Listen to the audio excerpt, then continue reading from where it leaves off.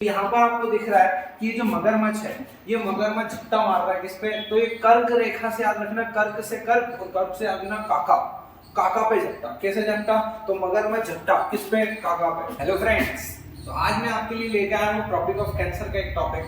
Topic of cancer का मतलब होता है कर्क रेखा। कर्क रेखा हमारे भारत के कितने राज्यों से होकर गुजरती है?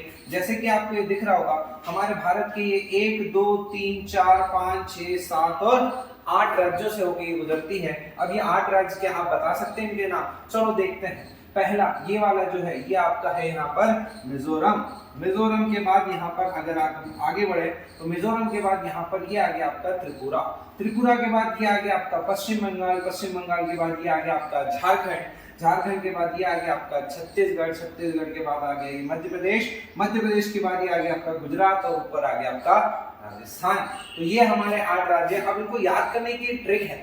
ट्रिक कैसी है? अब ट्रिक ऐसी है कि आपको पूरा याद हो जाएगा। अब देखिए मैं आगे आपको बढ़ते हैं अपन।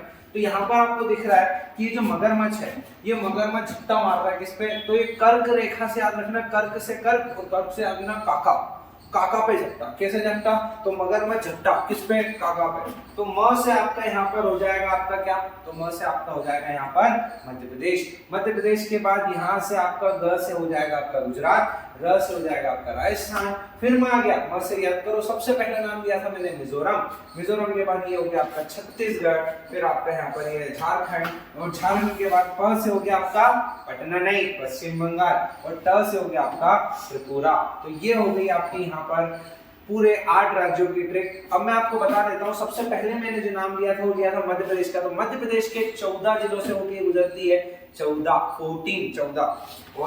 और लास्ट में था से त्रिपुरा। त्रिपुरा के सिर्फ एक जिले से होकर यहाँ पर आपकी कर्क रेखा गुजरती है। तो ये थी आपकी आज की कर्क रेखा की ट्रिक। धन्यवाद।